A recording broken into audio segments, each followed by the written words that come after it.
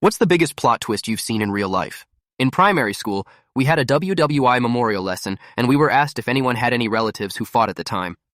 My friend brought in a picture of his great-great-grandfather with his wife. A girl also brought in a picture of her great-great-grandfather with his wife. The teacher said they looked similar.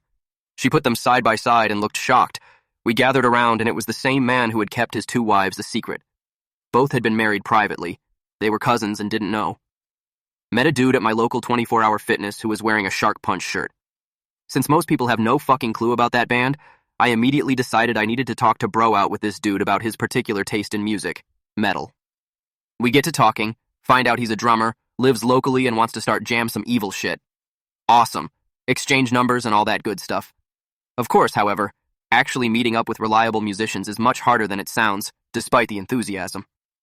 I'm a medic, and one morning we had a call for an older woman. 70s, if I remember right. She was having cardiac issues, was in compensated shock from a very low heart rate. From the time we got to her home to the time we were in the ambulance, she had gotten much worse. We paced her heart, and she was doing good the rest of our hour ride to the hospital. About 16 hours later, we get called for a rollover car accident. Get there, and we have one male in the vehicle, unresponsive. Vehicle is upside down off the road. We get him out. He is in very bad shape. Wasn't breathing, so we intubated him and off to the hospital we went. Almost to the hospital, which is 30 miles away, and he goes into traumatic cardiac arrest.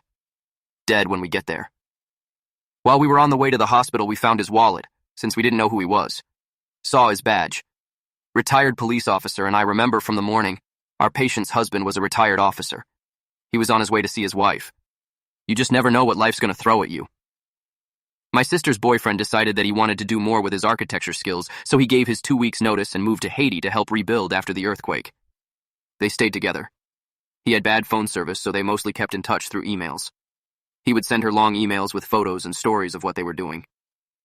This went on for a couple of months. One offhanded tip from a coworker and a week of sleuthing later, and it turns out he never went to Haiti. He moved to Seattle to be with his fiancée and partner of 9 years. During the last year of my grandfather's life, he had dementia and was having trouble keeping track of reality. Before he was placed into hospice, he kept complaining about a man that was in his house. He would say that he would come around at night and that he was taking his things and using his stuff. Grandma, of course, kept reassuring him that she was the only one there.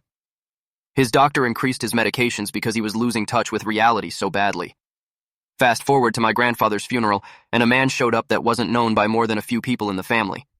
Turns out he was an old friend of my grandmother's who showed up to give his support. In a small town like that, it wasn't exactly an unusual thing to have random people show up to the funeral home who knew the person at some point. Well, about a year later, my grandmother let slip that she is seeing someone, the guy from funeral.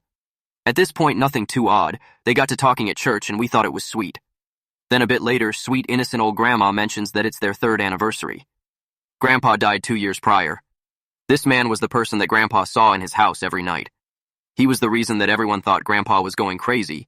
He was the reason that my grandfather was medicated to the point of being a vegetable for the last horrible year of his life.